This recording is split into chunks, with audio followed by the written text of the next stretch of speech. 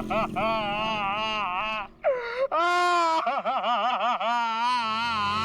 पंकज, ये किस तरीके से रो रहा है? कम से कम रोने का तरीका तो सुरीला होना चाहिए, इतना बेसुरा नहीं। अरे मैं रो रहा हूँ, कोई रियाज नहीं कर रहा हूँ जो मुझे सुर ताल और ये सब सिखा रहे हो। देख, मैंने तुझे पहले ही कहा था मुझे कस के पकड़ना। तेरी लापरवाही की वजह से हम लोग ये गाड़ी से गिरे हैं, समझे? मेरी लापरवाही, खुद को बाइक चलाने आती नहीं है, मुझे गिरा दिया, मेरी टांग तोड़ दी और बोल रहे मेरी लापरवाही। कुछ नहीं हुआ तेरे टांग को। उठ जा, चल। सर, मैं आपको बता रहा हूँ, आज का दिन मेरा बहुत खराब जा रहा है, बहुत मनूस दिन है। आप भी मुझे पिकअप करने आ गए। सर, आज का दिन बहुत खराब है सर, आज बहुत बड़ी गड़बड़ होने वाली है। एक खतरनाक केस वेट कर रहा है ब्यूरो में। ओके मैडम, आपकी हिम्मत की तारीफ करनी होगी। आप उस मुजरिम से बिल्कुल डरी नहीं और डट के सामना किया उसका। सर, पुलिस रिकॉर्ड में आपको कुछ भी मिला उसके बारे में? जी नहीं, उसने इससे पहले कोई जुर्म नहीं किया था। और इसीलिए उस तक पहुंचने के लिए हमें आपसे कुछ सवाल करने होंगे। जी पूछिए। आप उसके बारे में कुछ और बता सकती हैं? नहीं सर, मुझे कुछ भी याद नहीं है, बल्कि मैंने वो होटल वालों से भी पूछा था, उन्होंने बोला कि उन्होंने किसी को आते जाते हुए नहीं देखा। अच्छा, आपको किसी पे शक है? एक ही तो इंसान है जिसको मेरी जिंदगी से ज्यादा मेरी मौत प्यारी है। कौन? वही मेरा पति करण। आपका पति? आपको पता है कितने सारे लोगों के बीच में उसने मेरी इंसल्ट की, उसने तो मुझे अपने बीवी मानने से भी इनकार कर दिया। और आपको पता है सर, इसी बात का ना बदला लेने के लिए उसने वो गुंडा भेजा था मेरा गला दबाने के लिए। एक मिनट मैम, शुरू से बताइए कि ये आपके और आपके पति के बीच में तनाव किस वजह से है? आप मेरे साथ करण के घर पे चलिए, आपको सब कुछ पता चल जाएगा कि क्या हुआ था। नहीं राधिका, जब तक हम ना बुलाएं तुम गाड़ी में बैठो।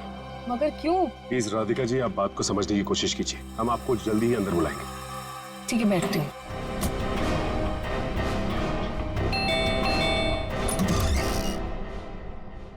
जी, आप लोग? सीआईडी। सीआईडी?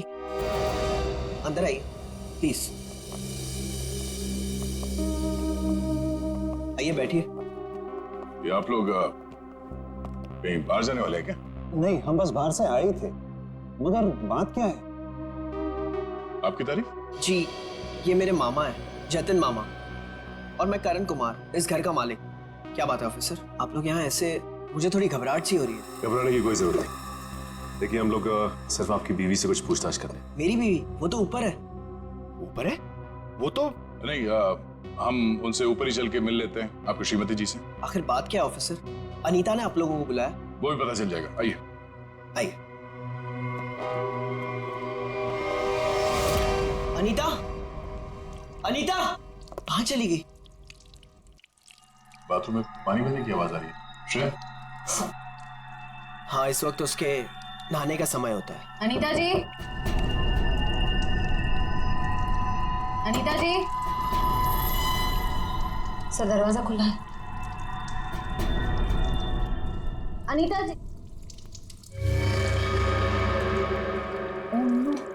सर,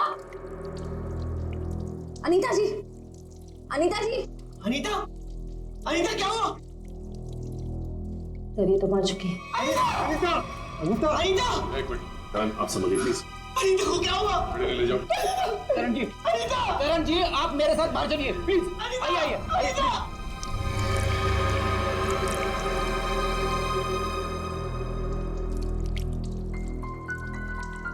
देखो कोई सुराग मिलता है क्या? यस। भगवान ने मेरे साथ बहुत बड़ा अन्याय किया है।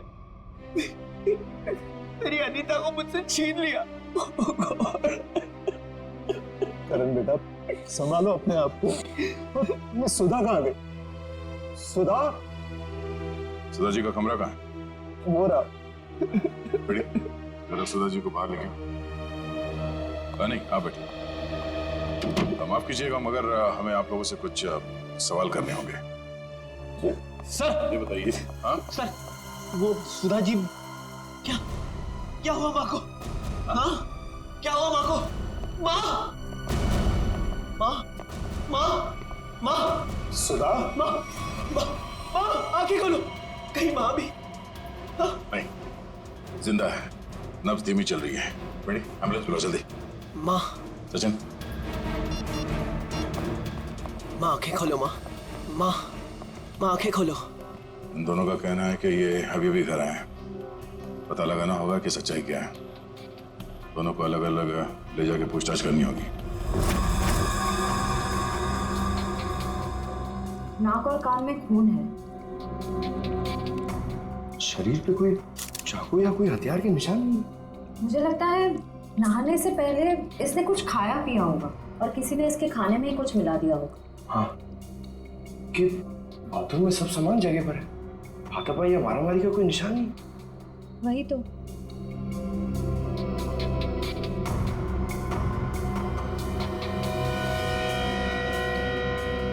श्रेया मैम, अनीता की बॉडी पे कोई टैल्कम पाउडर लगा हुआ है क्या? नहीं तो इनफैक्ट पूरे बाथरूम में ही कहीं कोई टैल्कम पाउडर नहीं है। तो ये क्या है?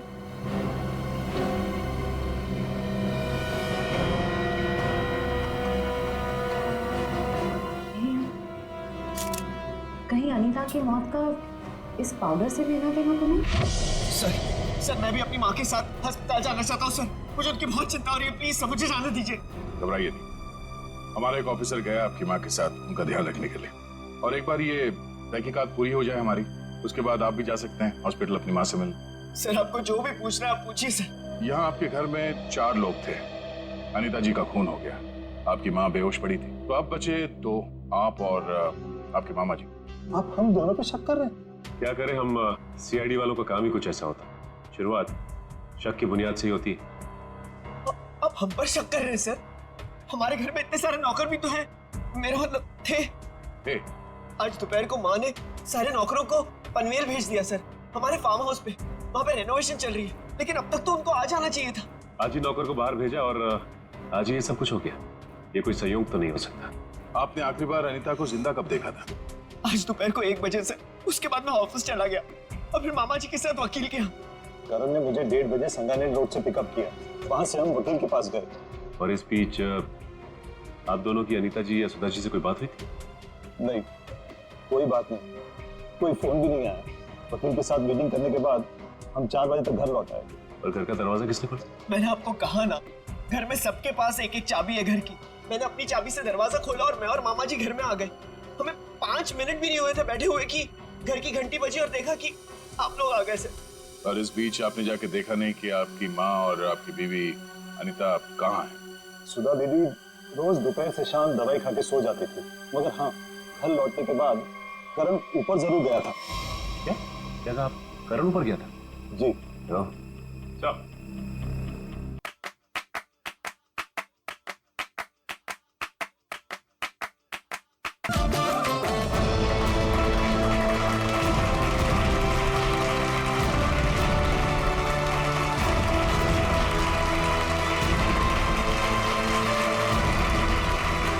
अरे वारे पार्टनर, किसी मोबाइल की लॉन्चिंग इससे अच्छी नहीं हो सकती।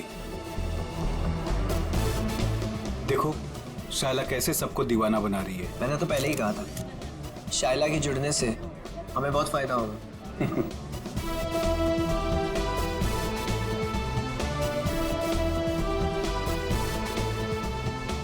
Thank you, thank you, thank you.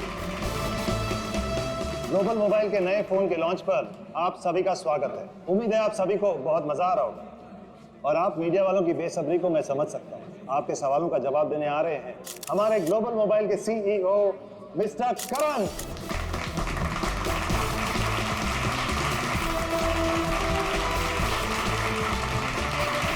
All the best. Thank you everyone.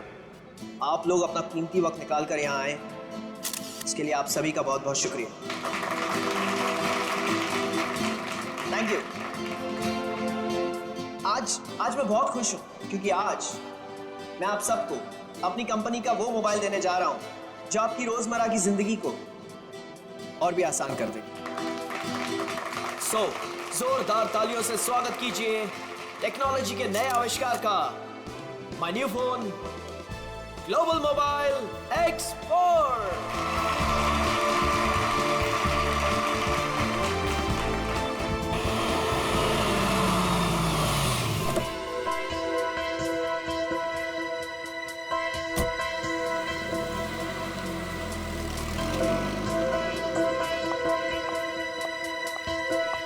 Welcome madam, आइए आइए।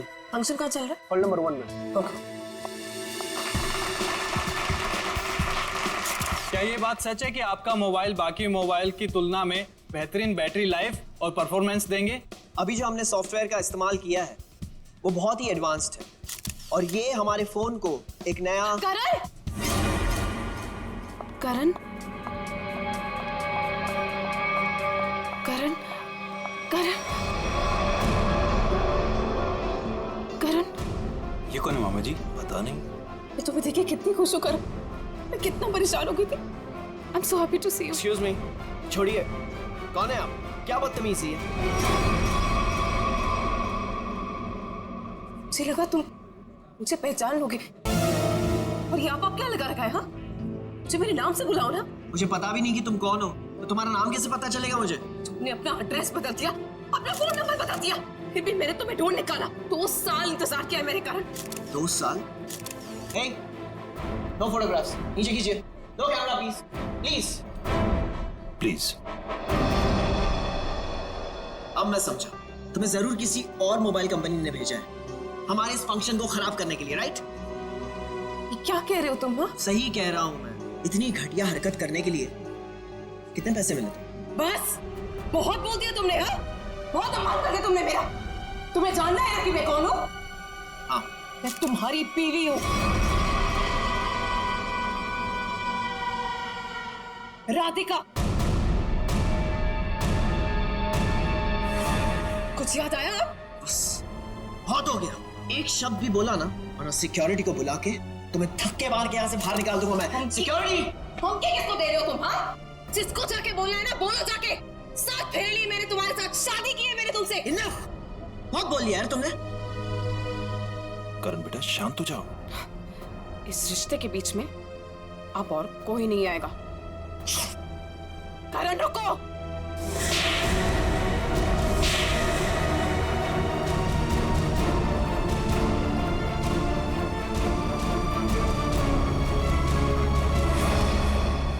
ये 2 तमाचे 2 सालों के लिए जो मैंने तुम्हारे याद में बिताए हैं। तुमने मुझे थप्पड़ मारा। मुझसे दुश्मनी बहुत महंगी पड़ेगी। पता है मैं कौन हूँ? पता है तुमने किससे दुश्मनी मोल ली है? अपने पति से। मैं तुम्हारा पति नहीं हूँ। अगर मैं तुम्हारा पति हूँ ना, तो सबूत बताओ। अच्छा, तो देते हैं ना सब। उतारो अपने कपड़े। What? तुम्हारी पीठ पे 2 काले तिल, और ये बात हमारी पत्नी के अलावा तो किसी और को नहीं पता होगी ना। उतारो। मिस्टर करण, क्या ये मैडम सच कह रहे हैं? क्या वाकई आपकी पीठ पे तिल है? देखिए, मैं आपके बेकार के सवाल का जवाब देना जरूरी नहीं समझता, और मुझे अपने आप को साबित करने की कोई जरूरत नहीं है। Get it? और तुम जिसकी पत्नी हो ना, जाके उसके कपड़े उतरवाओ। Just stop! करण रोको! करण! करण रुक जाओ, मुझसे बुरा कोई नहीं होगा। मैं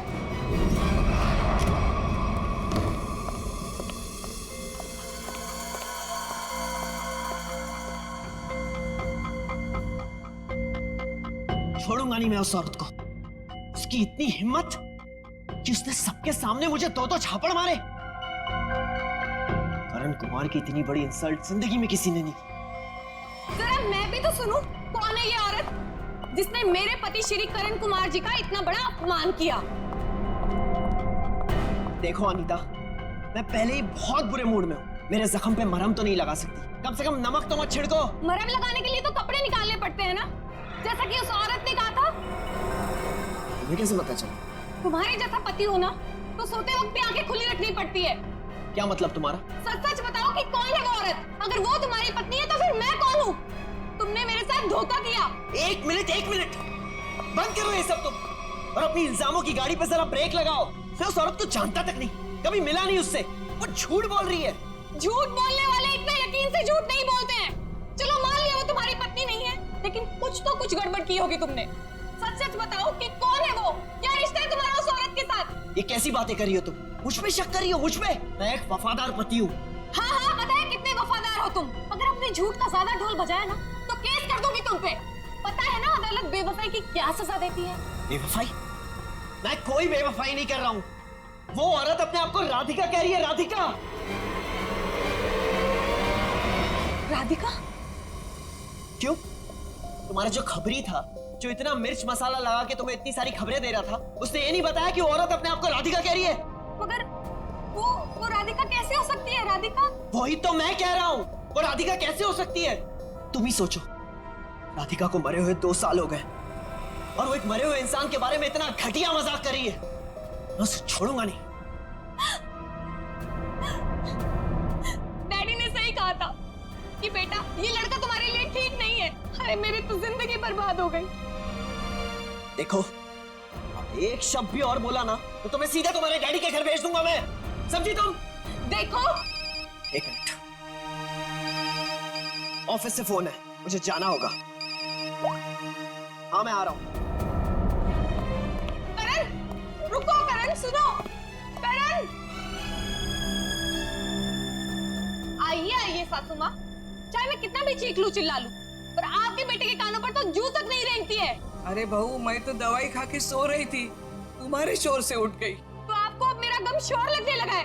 पता नहीं मैंने इस घर को अपने ससुराल क्यों बनाया। हुआ क्या है? और इतने गुस्से में करण कहाँ गया? जब आपका बेटा आए ना तो खुद ही अपने बेटे से पूछ लेना कि वो औरत कौन है। औरत? कौन सी औरत? अरे कोई बताएगा मुझे कि ये घर में हो क्या रहा? छोड़ूंगी नहीं उस आदमी को। समझ क्या है अपने आप को। मेरे रूम का काट दो।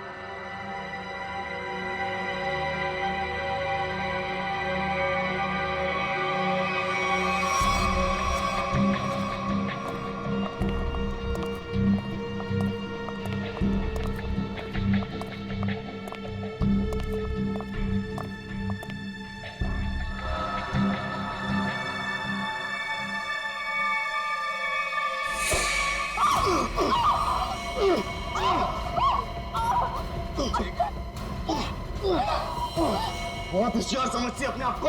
अब तुझे कौन बचाएगा मुझसे? मैं बचा लूंगा। तुझे कौन बचाएगा?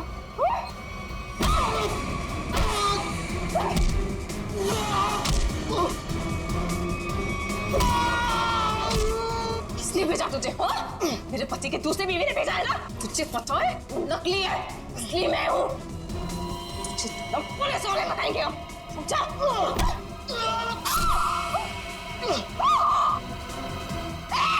भागता कहाँ है? रुक!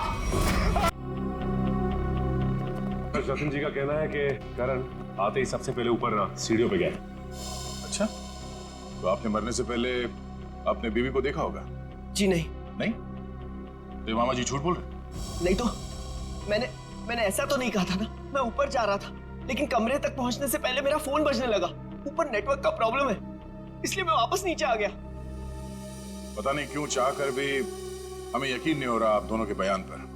ऐसे लग रहा है कि हम लोग कोई कहानी सुन रहे हैं, एक मन घड़ंत रची हुई कहानी। अरे सर प्लीज, हमारे साथ इतना बड़ा हादसा हुआ है और हमें हमदर्दी दिखाने के बजाय आप हम पे शक कर रहे हैं। हमदर्दी से ज्यादा जरूरी हमारे लिए अनीता को इंसाफ दिलाना है, उसके खूनी को फांसी के फंदे तक पहुंचाना है। अब उस मुजरिम को पकड़िए सर, क्या पता कल को वो मामा जी या मुझे मार दे। सर ऊपर बाथरूम में ये हरा पाउडर मिला, इसके अलावा और कोई खास सबूत हाथ में ही आया है। आप कुछ बता सकते हैं इस पाउडर के बारे में? क्या है ये? नहीं सर, इससे पहले इस पाउडर को मैंने बाथरूम में कभी नहीं देखा। कोई बात नहीं, हम पता कर लेंगे। पंकज, टेस्टिंग के लिए भेज दो। सर मैं भी हॉस्पिटल जाना चाहता हूँ सर।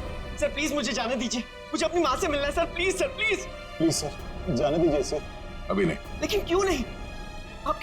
आपके सारे सवाल तो खत्म हो गए ना, सिवाय एक के, और उस सवाल का नाम है राधिका। अरे ये तो वही लड़की है। ये वही है जिसने मुझे 2 थप्पड़ मारे थे। तुम्हारी हिम्मत कैसे हुई यहाँ आने की? तुम्हारे जैसे आदमी को 2 नहीं 200 थप्पड़ पड़ने चाहिए। गुंडा भेजा था ना तुमने मेरा गला दबाने के लिए? क्या बकवास कर रही हो तुम? सर मुझे लगता है यही वो है जिसने अनीता को मारा है। अब इसे गिरफ्तार कर लीजिए। मैं अनीता को क्यों मारूंगी? हाँ, मैं तुम्हारी पहली बीवी हूँ और तुम्हें पाने के लिए मुझे गुनाह करने की जरूरत नहीं है। एक मिनट, शांत हो जाइए। कौन सच बोल रहा है कौन झूठ अभी पता चल जाएगा। करण पहले तुम बोलो। ये मेरी बीवी राधिका नहीं है, क्योंकि मेरी बीवी राधिका वो है वहां जो उस तस्वीर में। सर आज से 2 साल पहले एक हादसे में राधिका गुजर गई। ये भला मेरी पत्नी कैसे हो सकती है? सर ये झूठ बोलिए, ढोंग कर रही है ये। जब से ये मेरी जिंदगी में आई है ना, सब गलत हो रहा है, सब गलत हो रहा है। मेरी अनीता गुजर गई, मेरी माँ अस्पताल चली गई, और आज पहली बार ऐसा हुआ है कि हमारे घर में सीआईडी आई है। तुम्हारी बीवी अनीता को मैंने नहीं मारा है, और सासू माँ भी मेरी वजह से अस्पताल ले गई है, समझे? तो क्या सासू माँ? Sir just look at her, कितना झूठ बोल रही है। एक मिनट करण। मैम, फोटो में जो ये लड़की है उसका चेहरा और आपका तो बिल्कुल अलग, कोई मेल नहीं खाता, जमीन आसमान का फर्क। सर अब मुझे 2 मिनट दीजिए, मैं साबित कर दूंगी कि ये फोटो वाली लड़की वही हूँ। ठीक है, साबित कीजिए। करण, तुम और मैं 2013 जुलाई में जयगढ़ गए थे ट्रैकिंग के लिए। तुम और मैं नहीं गए थे, मैं और मेरी पत्नी राधिका गए थे। लेकिन तुम्हें कैसे पता चला? उस वक्त एक हादसा हुआ था, एक लड़की की मौत हो गई थी पहाड़ से नीचे गिर के। वो लड़की मैं थी, राधिका तुम्हारी बीवी। तुम? मैं पहाड़ से नीचे गिर गई थी, तुमने तो मुझे ढूंढने तक की कोशिश नहीं की थी। ढूंढा था, करण ने खुद मुझे बताया था। जी, इन्होंने बोला और आपने मान लिया। सर मैंने अपनी पत्नी को ढूंढने की बहुत कोशिश की, दिन रात कोशिश की, लेकिन मुझे उसकी लाश तक नहीं मिली। कैसे मिलती तुम्हें उसकी लाश? हाँ, मैं मरी नहीं थी, मैं जिंदा थी और तुम्हारे सामने खड़ी हूँ। सर ये फिर से झूठ बोल रही है सर। एक मिनट, जब आप पहाड़ से गिरी तो फिर तो बच कैसे गई? क्योंकि कुछ सांसें बची थी मेरे अंदर। आपको पता है 2 साल लगे थे मेरी हड्डियां छोड़ने में, पूरा चेहरा खराब हो गया था मेरा। वो तो शुक्र है डॉक्टर पुनीत का जिन्होंने मुझे नया चेहरा दिया, लेकिन साथी को देखिए, अभी तक मारने को तैयार नहीं कि मैं इसकी बीवी हूँ। सर झूठ बोल रही है, ये बेकार की कहानियां बना रही है, ढोंग कर रही है। क्यों झूठ बोल रही हो? क्या करूं मैं? कहां खींच के दिखाऊं कि मैं तुम्हारी बीवी हूं? तुम्हें जो करना जाके करो, जिससे पता करना जाके करो। मैं क्यों करूं? सच क्या है और झूठ कौन बोल रहा है वो भी सामने आ जाएगा।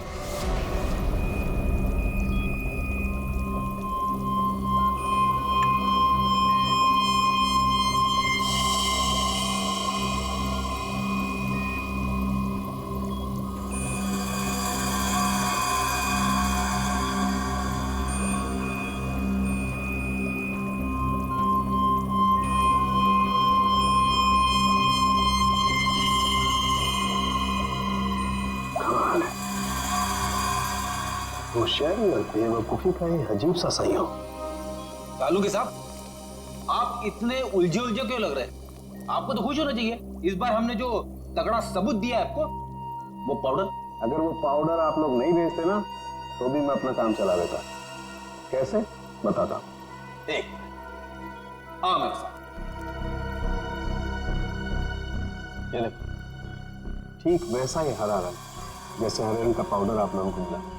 ये एक किस्म की केमिकल है, ये एक किस्म का ब्लीच है, सल्फा क्रोमेटोज, जो कि अधिकतर इंडस्ट्रीज में इस्तेमाल की जाती है। मतलब सर ये केमिकल अनीता के नहाने के पानी में था? बिल्कुल। और ये कितना खतरनाक केमिकल है इसका असर तुम लोग देख ही चुके। जैसे जैसे ज्यादा मात्रा में इंसान के टच में आता है, इंसान की हालत खराब होती जाती है। उसकी नसें, उसकी ब्लड वेसल्स इतनी फूल जाती हैं कि फट जाती हैं और उसी की वजह से मौत हो जाती है। सर बाथरूम में कोई बकेट तो नहीं थी, यानी वो जहरीला पानी शावर से ही आया होगा ना? लगता तो ऐसे ही है। दोबारा जाके वहां पे वो शावर चेक करना पड़ेगा। डॉक्टर साहब ये बताइए कि करण की माँ सुधा जी, उन्हें भी इसी तरह के केमिकल से बेहोश किया गया था? हाँ दया, था तो केमिकल ही, लेकिन ये केमिकल नहीं था। वो केमिकल था मैथनॉल। हाँ बताता हूँ। देख रहे हो ये लाल लाल निशान उस मेथनॉल के रेजिड्यू। ये किस तरह का केमिकल? ये केमिकल इंसान को पूरी जिंदगी के लिए पैरालाइज कर देता। मतलब खूनी सुधा जी को मारना नहीं चाहता था, उन्हें हमेशा के लिए अपाहिज बनाना चाहता था। लगता तो ऐसा ही। कोई आपसी दुश्मनी का मामला लगता है सर। एक को मार दिया और एक को जिंदा लाश बना दिया। क्या अनीता जिस पानी से नहा रही थी उसमें जहर था? इसलिए अनीता की मौत के बाद इस बाथरूम के और टंकी के पानी के इस्तेमाल पर रोक लगा दी गई थी। लेकिन हम सब इसी टंकी के पानी से नहाए थे, फिर हमें कुछ क्यों नहीं हुआ? इसका जवाब भी बहुत जल्द मिल जाएगा आपको। सर मुझे तो नौकरों पे शक है। हम तो पनवेल वाले फार्म हाउस पर थे, और हम क्यों मिलाएंगे मेम साहब के नहाने के पानी में सर? और ये पानी हमारे बाथरूम में भी आता है। ठीक है, आप सब लोग यही रहिए। उस जहरीले पानी का असर सिर्फ अनीता पे क्यों हुआ और बाकी किसी पे क्यों नहीं हुआ, वो अभी पता चल जाएगा। पंकज,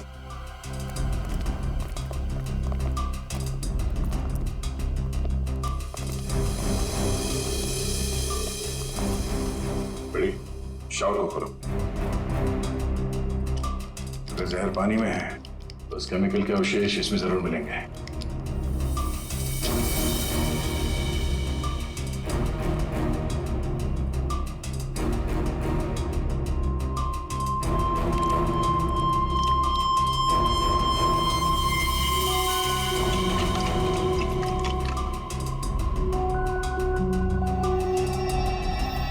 ये देखो, ये क्लोरीन नहीं है, जहर है। पानी की टंकी में ही जहर है, यहाँ पे नहीं डाला गया। चलो ऊपर। जवाब चाहिए ना आपको? चलिए ऊपर।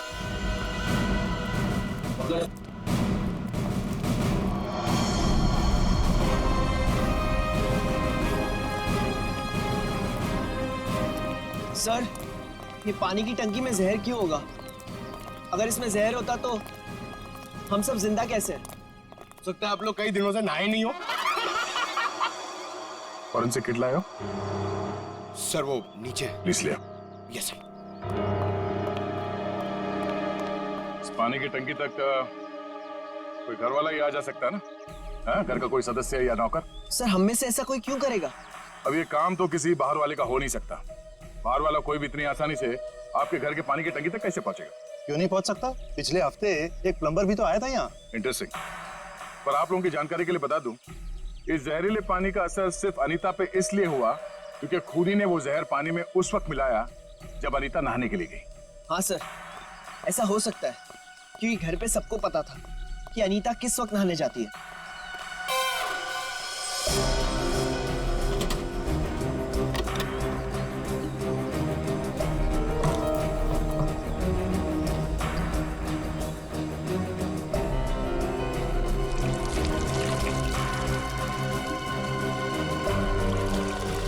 थैली यहाँ कैसे? बस करो सर।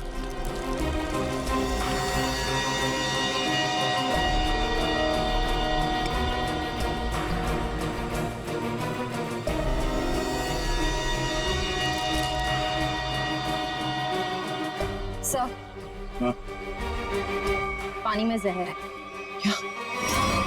पानी में जहर है?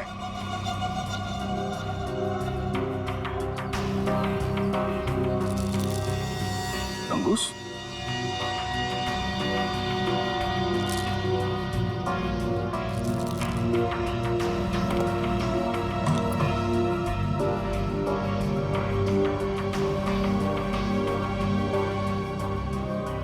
क्या कहा आपने? एक हफ्ते पहले प्लम्बर आया था? जी। लगता है उसी दौरान ये सब हुआ है। किसी ने वो जहर इस प्लास्टिक में डालकर यहाँ पे रख दिया था और उसे तंगुस से बांध के नीचे कनेक्ट किया था। और जैसे ही अनीता बाथरूम में गई नहाने के लिए, उसने तंगुस को खींचा। प्लास्टिक के अंदर जो जहर था वो पानी में घुल गया और अनीता की मौत हो गई। लेकिन सर, घर के किस सदस्य का काम है ये? कैसे पता चलेगा? अरे, अगर किसी ने तंगुस यहाँ से खींचा है तो जरूर आसपास किसी न किसी ने तो देखा होगा कुछ। आसपास लोगों से पूछते हैं। क्या आसपास किसी ऐसे आदमी से पूछना होगा जो घंटों एक ही जगह पे बैठा रहता है, जैसे कोई दुकानदार, फेरी वाला, कोई बिल्डिंग का वॉचमैन।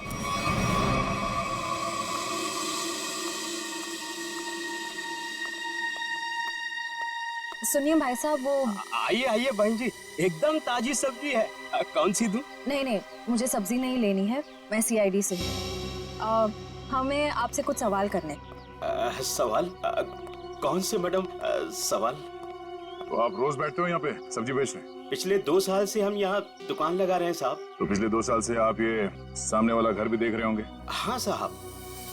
परसों दोपहर को 1 से 3 बजे के बीच में तुमने किसी आदमी को देखा था उस घर के आसपास? तो ऐसा आदमी जिसपे तुम्हें शक हुआ हो, तो उस घर के आसपास बहुत देर से खड़ा हो। परसों साहब, हाँ, वो घर का जो नौकर है ना साहब, वो घर के बाहर बहुत देर तक खड़ा रहा साहब। वो दीवार से सट के किसी को फोन कर रहा था। हाँ, सामने आएगा तो पहचान लोगे ना? पहचान लेंगे। गुड। पंकज सर, तो मालूम है ना क्या करना है?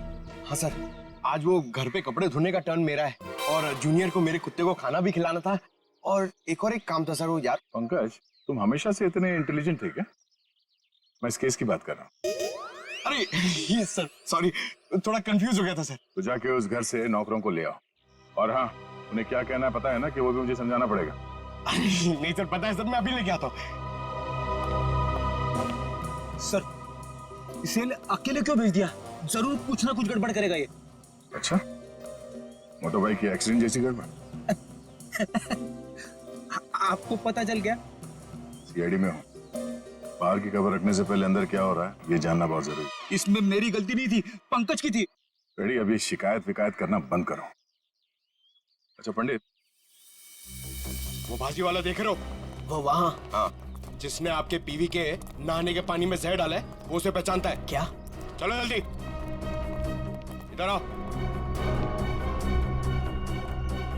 जरा पहचान कौन है इनमें से? हाँ साहब, यही वो आदमी था। तुम? अरे मुझे क्यों फंसा रहे हो? तुम्हें जरूर कोई धोखा हुआ है। कौनो धोखा नहीं हुआ साहब, ये है वो। नहीं साहब, मैं सही कह रहा हूँ साहब। साहब मैं सच कह रहा हूँ साहब। देख प्रीतम, हम जानते हैं कि तूने खुद ये सब नहीं किया, मगर तूने किसी के कहने पे जरूर किया। अगर तुम हमारे साथ कोऑपरेट नहीं करोगे तो शायद फंस जाओगे, है ना? बोल। बबलू प्लम्बर साहब, उसने 20,000 रुपए दिए थे। मैंने तो साहब तार खींच के केमिकल मिलाया था साहब, अनीता मैडम के नहाने के टाइम पर साहब, और कुछ नहीं साहब। जिस थाली में खाया उसी में छेद किया। 20,000 रुपए के लिए ईमान बेच दिया तुमने। गलती हो गई साहब, गलती हो गई साहब। मुझे सजा कानून देगा। अब ये बता, वो प्लम्बर बबलू कहाँ मिलेगा?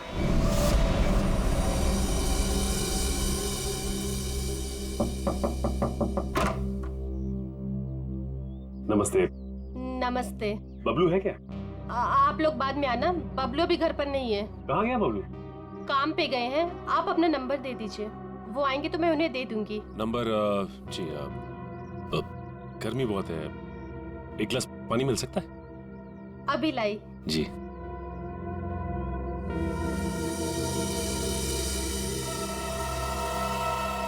ये क्या? बबलू के प्लम्बिंग का सामान तो यहीं पड़ा हुआ है। इसका मतलब ये औरत हमसे झूठ बोल रही है। Thank you. थैंक्स। चलते। पर आपने अपना नंबर नहीं दिया। हम लोग फिर आ जाएंगे। जी। Thank you. कितना गर्मी है इधर। ओह गॉड, किधर आ गई मैं? मुझे लग रहा है चक्कर आने वाला है मुझे।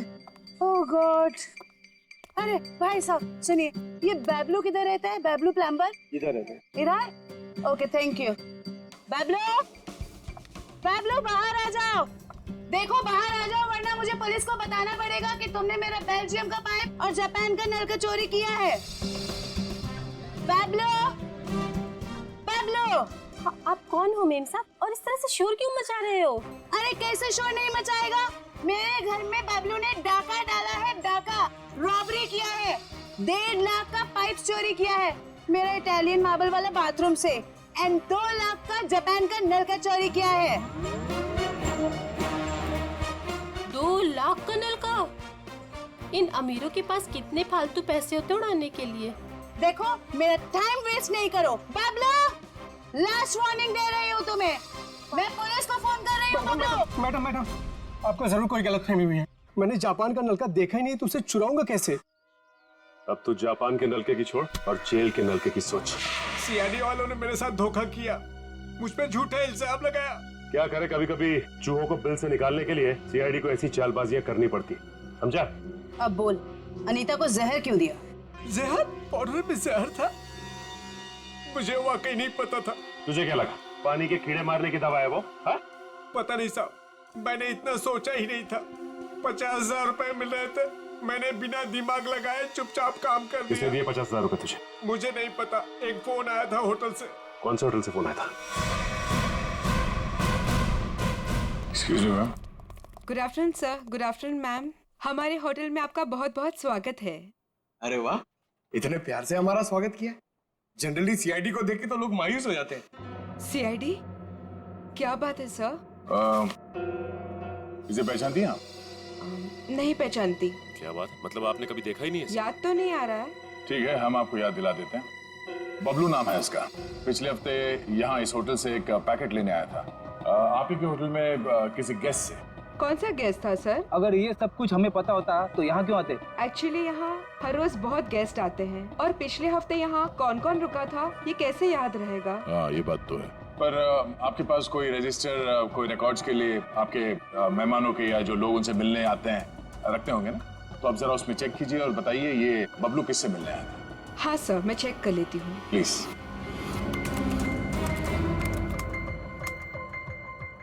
हाँ सर, मिल गया। ये 25 सितंबर की बात है। यहाँ 209 के जो गेस्ट थे उन्होंने बबलू के लिए पार्सल छोड़ा था रिसेप्शन पे। और चेकआउट कब कर गया वो? अब तक तो नहीं किया सर। मतलब वो अभी कमरे में है? नहीं, एक्चुअली मैंने उन्हें होटल के कॉफी शॉप में जाते हुए देखा था। नाम क्या आपके इस गेस्ट का? जरा देखो कहाँ है वो। ये देखिए सर, ये रहा।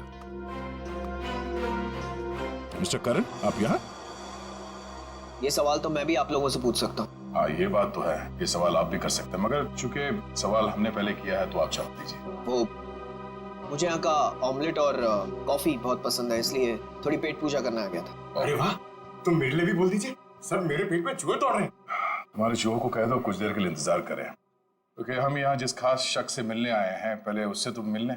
खास शख्स कौन है? आओ मिला दो। आजा। नमस्ते, कैसी हैं? आप लोग यहाँ? हाँ, नमस्ते इनसे भी कहिए, करण जी है। सर, आप क्यों मुझे फंसा रहे हैं? मैं बस यहाँ सेटलमेंट करने आया था। अभी तो आप कह रहे थे कि आप ऑमलेट खाने आए। ऑमलेट तो बस एक बहाना था। सबसे पहले ये मेरी पत्नी राधिका है ही नहीं, तो मैं चाहता था कि कुछ पैसे देकर मामले को यहीं रफा दफा कर दूं, बस। वैसे आपकी जानकारी के लिए बता दूं कि पिछले कुछ दिनों में आपकी जिंदगी में जो कुछ भी हो रहा है कोई नहीं की मेहरबानी है। सर मेरी जिस जयगढ़ इलाके में आपकी राधिका का एक्सीडेंट हुआ था, वहाँ के सभी प्लास्टिक सर्जन से बात हो गई है हमारी। क्या सच कह रही? यही तुम्हारी असली बीवी है? I can't believe it. यकीन हुआ तुम्हें कि मैं राधिका?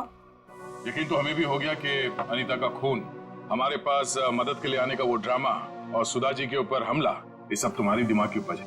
सर मैंने ये सब नहीं किया सर। आपको कोई गलतफहमी होगी सर। वैसे हम अपनी गलतफहमी दूर करने के लिए हम लोग यहाँ पे आए हैं। राधिका, क्या बात? राधिका, राधिका, राधिका, सही, राधिका। ओह नो, पानी में जहर डाल दिया। तो बेटा, किसने दिया? सर, वो उधर गया। एम्बुलेंस को फोन करो। राधिका, राधिका। Hello, ambulance.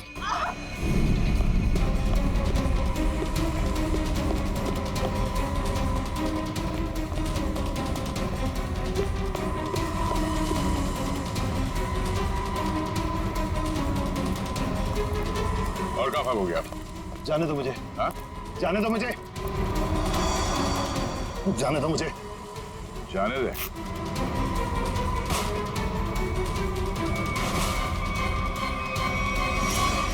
अम्मा जी, आप? तुझे छोड़ दे? हाँ? अब बोल, क्यों किया तूने ये सब? 2 साल पहले मैंने करण को राजी किया था कि वो राधिका को पहाड़ से धक्का दे दे। बुद्धि भ्रष्ट हो गई थी मेरी, दिमाग खराब हो गया था जो मैंने आपकी बात सुन ली।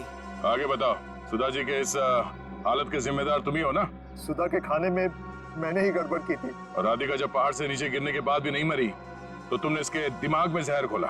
हाँ, राधिका को मोहरा बना के करण और सुधा के खिलाफ इस्तेमाल किया मैंने, और राधिका के नाम से ही बबलू के हाथों अनीता की पानी की टंकी में जहर मिलवाया था मैंने। अब ये भी बता दो कि ये सब नेक काम तुमने किस लिए किए? बदला लेना चाहता था मैं। किससे? अपनी चचेरी बहन सुधा से। 1000 लालची आदमी मरे होंगे तब जाके सुधा का जन्म हुआ होगा। शुरू से ही उसकी नजर मेरे पैसों पर थी। मेरे भोले भाले माँ बाप को बेवकूफ बनाकर उसने हमारी पूरी जायदाद पर कब्जा कर लिया था। एक एक पैसे के लिए मोहताज बना दिया था उसने मुझे। सिर्फ इतना ही नहीं, मेरे बच्चे को भी अस्पताल में मार दिया था उसने ताकि सब कुछ करण का ही बना रहे। माना कि सुधा ने बहुत गलत किया तुम्हारे साथ, अगर उसके लिए तुमने जो रास्ता चुना है वो भी सही नहीं है। बदले की भावना ने मेरे जमीर को अंधा बना दिया था। मेरा तो सिर्फ एक ही मकसद था, इस परिवार का नामो निशान मिटा देना। मामा जी, मैं कभी सपने में भी नहीं सोच सकता था कि आपके दिल में इतना जहर होगा। जब दिल में जहर भरा होता है तो उसका अंजाम भी जहरीला ही होता है। सुधा ने जो किया उसकी सजा तो तुमने उसे दे दी। अब करण और तुम्हारा इंसाफ अदालत करेगी।